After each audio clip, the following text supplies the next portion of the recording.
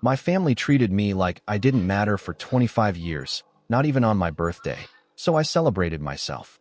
What followed turned their world upside down. So I, a 25-year-old male, don't know about you guys, but birthdays have always been a weird thing for me. Some people barely care about them, but for me, they've been a sore spot for as long as I can remember. It's not about wanting some huge celebration or tons of gifts. It's about the principle. Growing up, birthdays were a clear reminder of how much I didn't matter in my family. I'm the middle child. If you're also a middle kid, you probably get where I'm coming from. My older brother Alex and my younger sister Mia were treated like royalty. Alex was the golden boy, so his birthdays were massive events. We're talking themed parties, custom cakes, and a guest list that looked like the whole town was invited. Mia, on the other hand, was the baby of the family. Her birthdays were equally ridiculous. Balloons, decorations, even one year where they hired a live band for her Sweet 16. And me? Well, let's just say my birthdays didn't get the same treatment. If I was lucky, my mom would grab a cake from the grocery store at the last minute. If I wasn't, my birthday was just another day. No balloons, no gifts, no acknowledgement. The first time it really hit me was when I turned 8.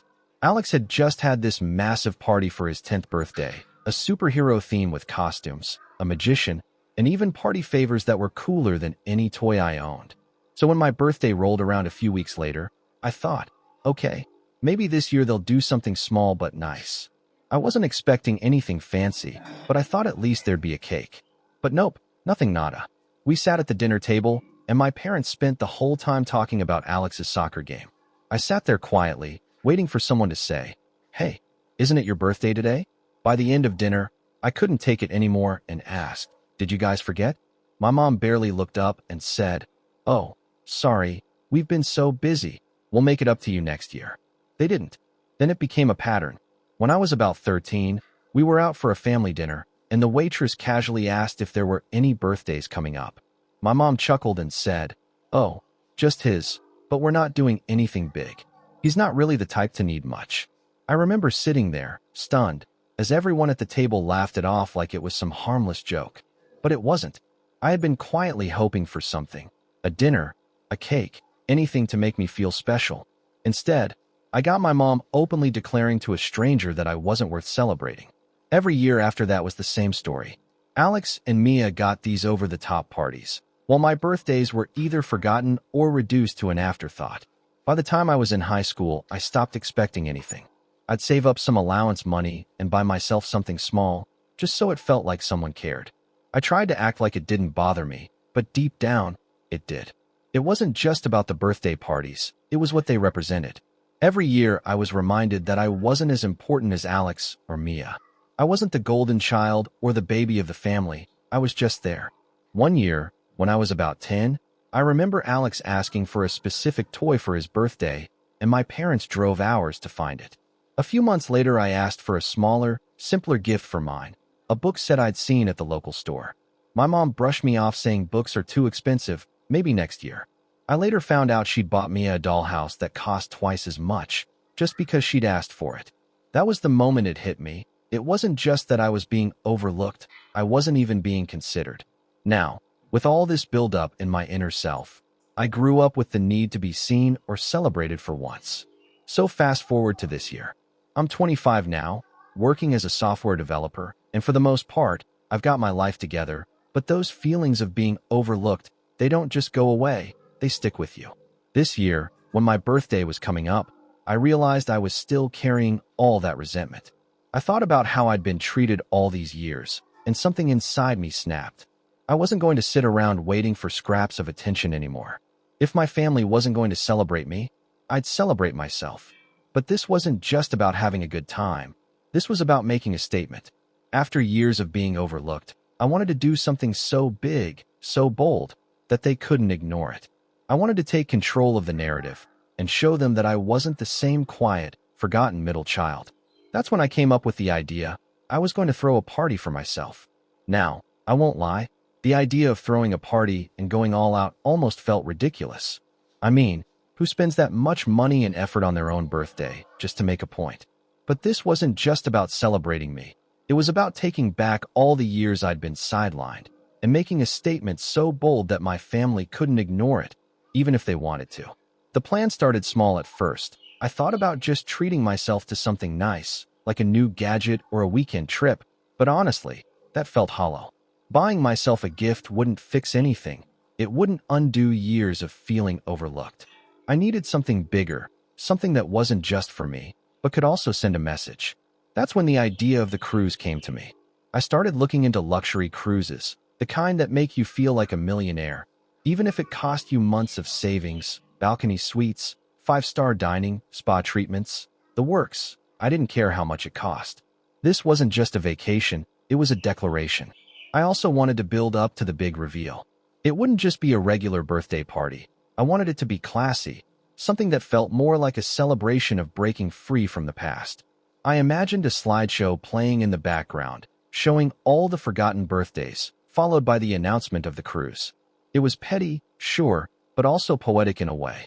Once the idea was solid, I started planning.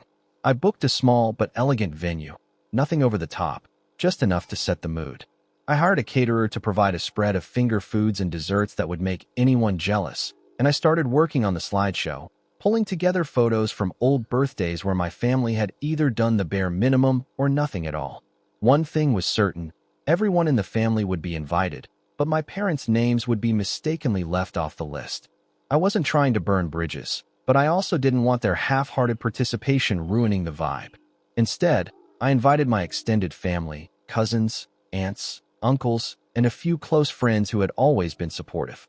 These were the people who'd actually cared about me over the years, even if they hadn't known the full story.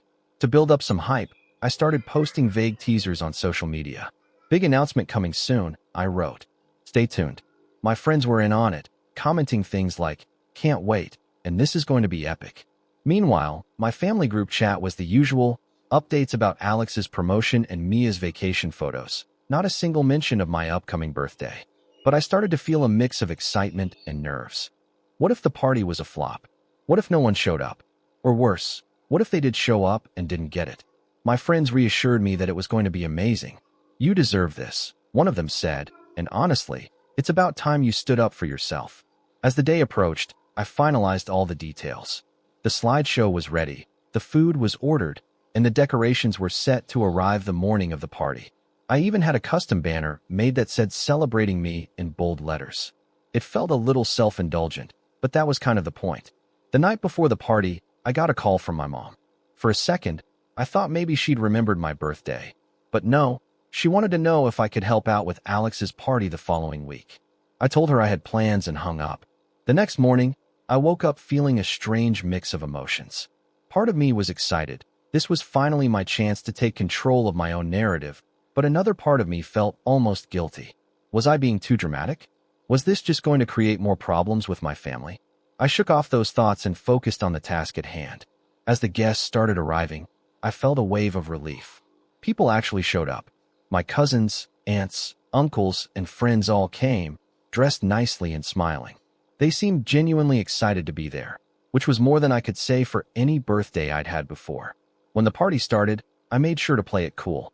I wanted everyone to relax and enjoy themselves before I gave my announcement. My buddies helped set the tone, hyping the event without giving too much away. I could hear people asking questions like, what's the big announcement? And did you hear he's planning something crazy? The suspense was building exactly how I wanted it to. About an hour into the party, when the room was buzzing with conversation, I decided it was time.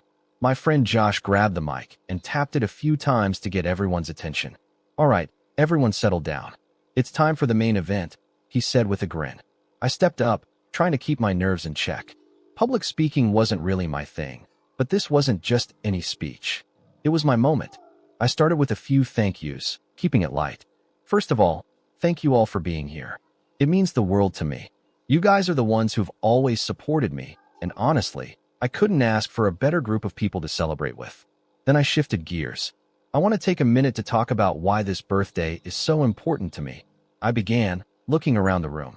Growing up, birthdays weren't exactly a big deal in my family. Well, not my birthdays anyway.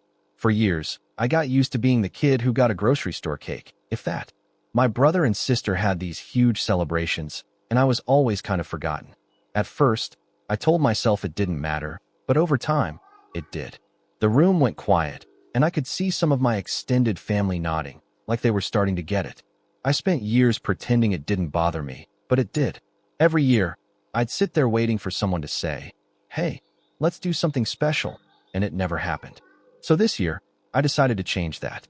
This year, I decided to celebrate myself the way I deserve to be celebrated. At that moment, I clicked the remote, and the slideshow began. The first images were of my past birthdays, or lack thereof.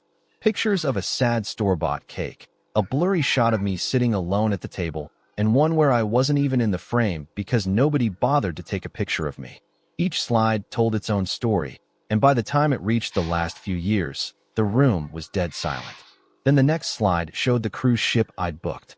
The screen filled with photos of the luxurious balcony suites, the fancy restaurants, and the tropical destination.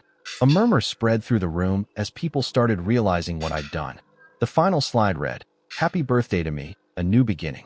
The room erupted into cheers and applause. People clapped, whistled, and came up to hug me. My cousins were the first to congratulate me, saying how proud they were that I'd done something so bold. A few of my aunts and uncles chimed in, saying they had no idea things had been so bad for me growing up, and that they were sorry they hadn't noticed. Josh, always the hype man, said, "Dude, this is legendary. You're setting the bar so high for birthdays that none of us can compete." I truly enjoyed it and felt like, finally, I was being celebrated for who I was, not just as an afterthought. It wasn't just about the cruise or the party. It was about finally standing up for myself and saying, I matter too. Everything about the party was posted on social media, photos and videos, and I couldn't stop thinking about my family's reaction. I knew they'd be upset, but part of me had hoped they'd at least take a moment to reflect on why I'd done this. Instead, they doubled down, making it about them, like they always did. By the time I got home, my phone was filled with messages. My mom's texts were the first I saw, and the tone was exactly what I expected, dripping with guilt tripping. "I can't believe you didn't invite us after everything we've done for you. This is how you repay us?" The message hit me like a slap, not because it hurt, but because it was so predictable. It was classic mom, twist the victim. Then there was Mia's message. "Do you really think this was necessary? A little over the top, don't you think?" Her words oozed condescension, as if she couldn't comprehend why I would want to make a big deal out of my birthday. Coming from someone who'd had a sweet 16 that rivaled a wedding, the irony was almost laughable. Alex's message was the cherry on top. "Nice move making it all about you, real mature." I could almost hear the smugness in his voice, like he was trying to remind me of my place in the family hierarchy. Alex was the golden boy, the one who could do no wrong. In his mind, I had crossed some invisible line by daring to make myself the center of attention. I didn't reply to any of them, not yet. I needed time to think, to decide how or if I even wanted to respond. But the texts kept coming. My mom started calling, leaving voicemails about how hurt she was and how she never raised me to be so selfish. Mia followed up with a snarky message, "Don't worry, we'll make sure to keep the spotlight off you next time." Even a few extended relatives chimed in, asking why I hadn't invited my parents. It was like a coordinated attack. On the other hand, the group chat with my friends was lit up with messages praising the party and hyping up the cruise. "When are you leaving? Send us pics of every fancy meal you eat." It felt good to have people in my corner, especially when my family was so determined to drag me down. Later that night, I was at home, finally winding down, when my parents showed up. I opened the door, and my mom barged in before I could even say anything. "So this is what you've been up to? A big celebration for yourself? No invite for us." My dad stood behind her, shaking his head. "All this for a birthday, really?" he said, like I'd done something outrageous. My mom started going off about how hard they'd tried to make things fair growing up and how I was ungrateful for not including them. I didn't argue. Instead, I grabbed my phone, pulled up the group chat from the week before, and showed them the messages where everyone was hyping up my siblings' lives while completely ignoring my birthday. "This is why," I said simply, because I was tired of being ignored. They stammered for a bit, throwing out excuses about being busy and assuming I didn't care. I wasn't having it. "You didn't forget," I told them. "You just didn't care enough to remember." When they realized I wasn't backing down, they left in a huff. Over the next few days, I focused on preparing for the cruise. I packed my bags, finalized my itinerary, and made plans with a couple of friends who were coming along. This wasn't just a vacation, It was a celebration of reclaiming my life. But my mom didn't leave me alone and started calling other relatives, telling them I'd excluded her and painting herself as the victim. A few aunts and uncles reached out, trying to mediate. "You know your mom means well," one of them said. "She's just hurt because she feels left out." Another said, "Family is family. You should try to work things out." It was exhausting. I wanted to tell them all to back off, to let me live my life without their unsolicited opinions. But instead, I gave non-committal responses. "I'll think about it," I said, knowing full well I had no intention of caving. The day of the cruise finally arrived, and I was buzzing with excitement. After everything with my family, this trip felt like a clean slate, a chance to celebrate myself without any of the usual baggage. We boarded the ship mid-morning, and the sheer scale of it blew me away. The place was massive. Over the next few days, the cruise became everything I'd hoped it would be. On the third night, after a particularly fancy dinner, Josh raised his glass and said, "To the man of the hour, finally taking what he deserves." Lisa chimed in, "You've come a long way, and honestly, we're just here for the ride. Proud of you, dude." I hadn't realized how much I'd needed to hear that. For so long, I'd let my family's treatment define my self-worth. But here, with people who genuinely cared about me, I felt like I was finally breaking free from that. Back on land, though, reality started to creep back in. My phone was overflowing with messages from my family, and it was clear they weren't letting this go anytime soon. My mom had sent a long, rambling email about how she felt betrayed by my party and how I disrespected the family. Mia sent a sarcastic, "Hope your little vacation was worth it," while Alex kept it simple, "You're unbelievable." It was exhausting. No matter how far I'd come, they still found a way to pull me back into their drama. A few days after getting home, my dad called. It had been radio silence since he and Mom crashed my place, so I wasn't sure what to expect. At first, he sounded calm. "Hey, just checking in, how was the trip?" I told him it was great, and it felt normal, like we were just talking. Then he dropped it. "You know, your mom's really upset, right? She feels like you blindsided her." There it was. I sighed. "Dad, this wasn't about her. It was about me finally celebrating something for myself after years of being ignored. Why does everything have to be about her feelings?" He went quiet for a second. "I know. I just wish you'd handled it differently. It didn't have to come to this." That was it for me. "No, Dad, it didn't. But it did because you both made it clear over and over where I stand in this family. I'm done being the afterthought." The line was silent for a few beats, and then he sighed. "All right," he said, "if that's how you feel." And he hung up. No apology, just the same deflection I'd dealt with my whole life. At that moment, I knew I was done. I couldn't keep fighting to prove my worth to people who couldn't see it. Over the next few weeks, I let the ties unravel. I stopped responding to their messages, deleted the group chat, and focused on my own life. Work kept me busy, and my friends reminded me what real support looks like. A few months after the cruise, things were finally starting to feel normal again. Cutting ties with my parents had been the best decision I'd ever made. No more guilt trips, no more favoritism, no more bending over backward for people who never bothered to meet me halfway. Life was good, and Emma, my girlfriend of 3 years, was at the center of it. She'd seen me through the worst of my family drama, and never once made me feel like I wasn't enough. When I proposed, she said yes before I even finished asking. Our wedding planning was simple, small, intimate, just the people who truly cared. My parents and siblings? Not even a thought after the cruise. I wasn't about to invite the people who'd spent my whole life treating me like I was invisible compared to Alex and Mia. The big day arrived, and everything was perfect. The venue was gorgeous, Emma looked stunning, and the people who mattered most were there to celebrate with us. For once, I felt like I was living my own story, not one where I played second fiddle to my siblings. But just as we were about to start the ceremony, the piece shattered. The doors to the venue slammed open, and there she was, my mom, dragging my dad along like an accessory. She wasn't just there to see your support, she was there to make a scene. "So this is what you've been up to," she said loudly, her voice cutting through the room. "Planning a wedding and conveniently forgetting to invite your own parents? Typical." I froze for a second, disbelief washing over me. Then I stepped forward. "What are you doing here?" I asked, keeping my tone calm but cold. "What am I doing here?" she shot back, glaring. "I'm here because I deserve to be here. After everything we've done for you. This is how you treat us like we're nothing?" She took a step closer, her voice rising. You think this little stunt makes you look good?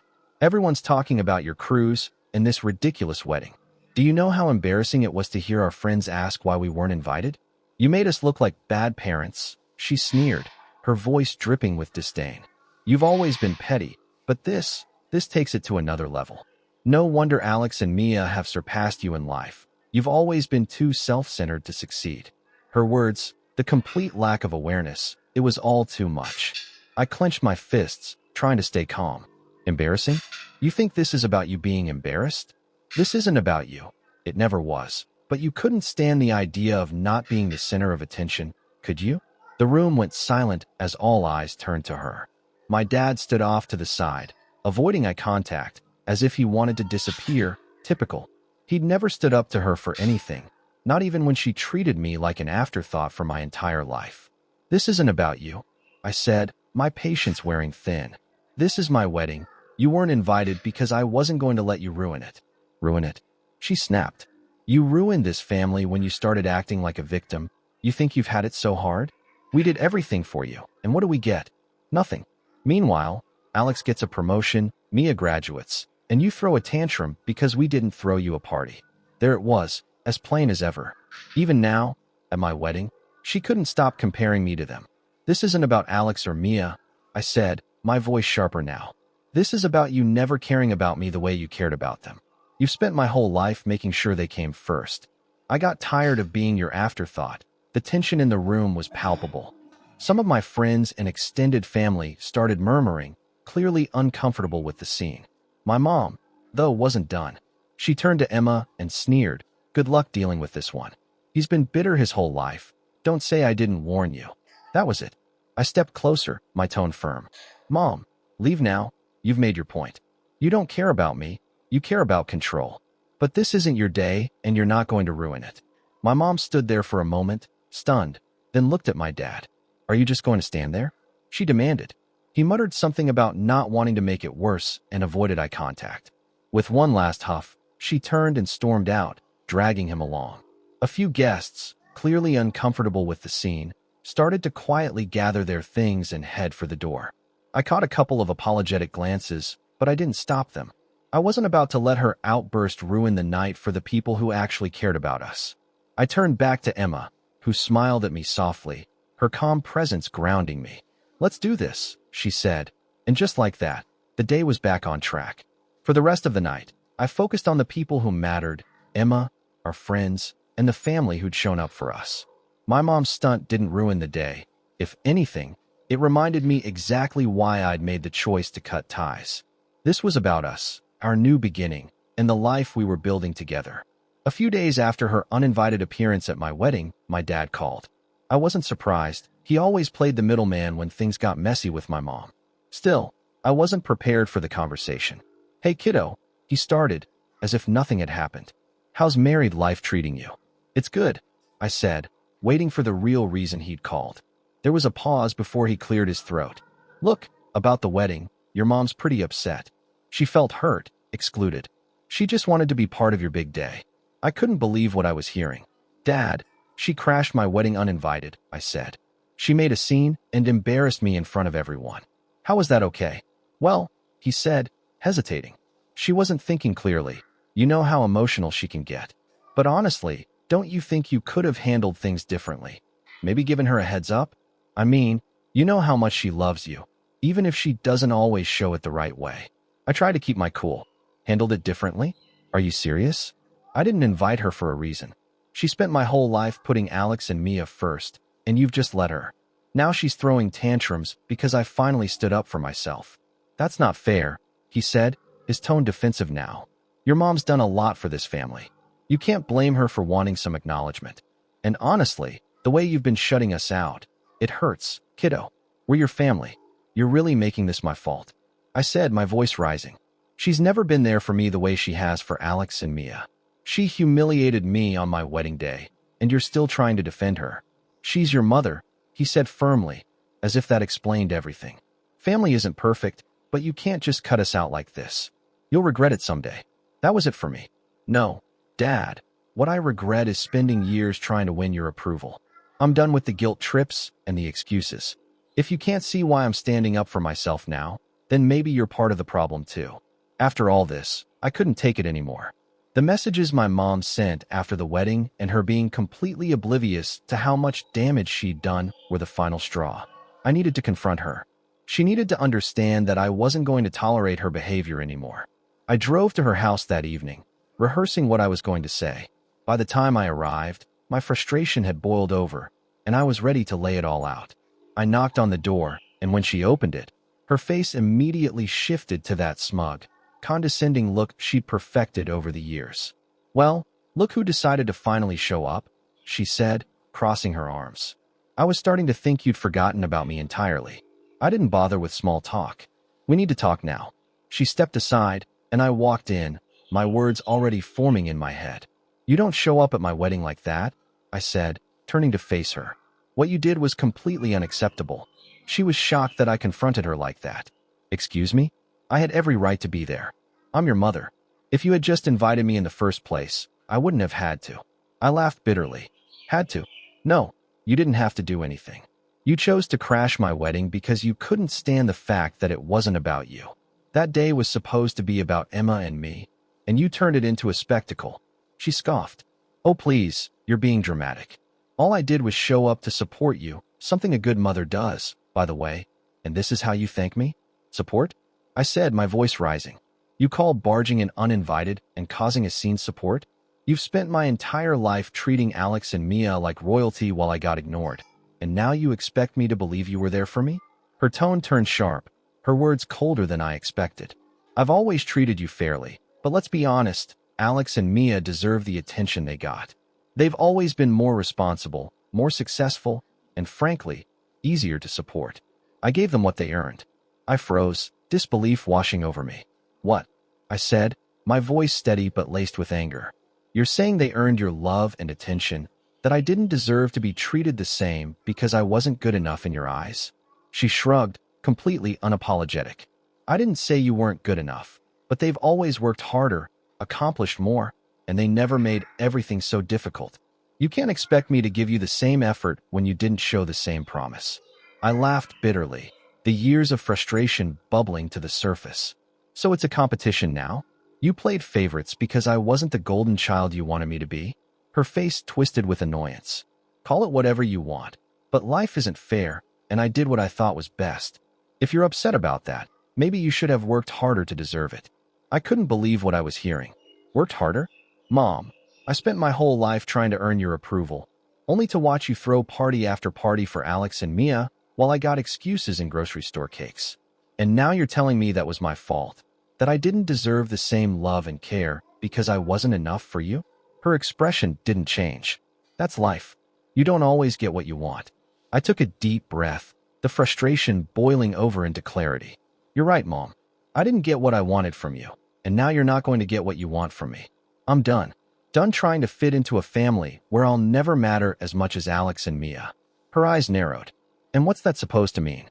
"It means I'm cutting ties," I said firmly. "You've made it clear where I stand in this family, and now I'm making my own priorities clear. Don't call me, don't email me, don't show up uninvited again. I'm done." She sneered, the entitlement radiating off her.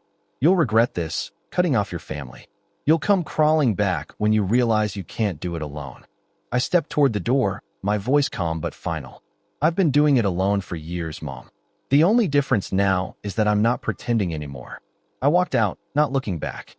The weight I'd carried for so long felt like it had been lifted. I wasn't angry anymore. I wasn't hurt. I was just done. That night, I went home to Emma and told her everything. She listened quietly, then hugged me, reminding me that I wasn't alone. She was right. I had her, my friends, and the family I'd chosen. For the time, I felt like I could finally move forward on my terms, without the baggage of a family that never truly valued me. I've cut ties, not just with my mom, but with the entire family dynamic that has held me back for so long. I'm done chasing their approval or trying to fit into a role they never really wanted me to play. My focus is on Emma, my friends, and the life I'm building with the people who truly care about me.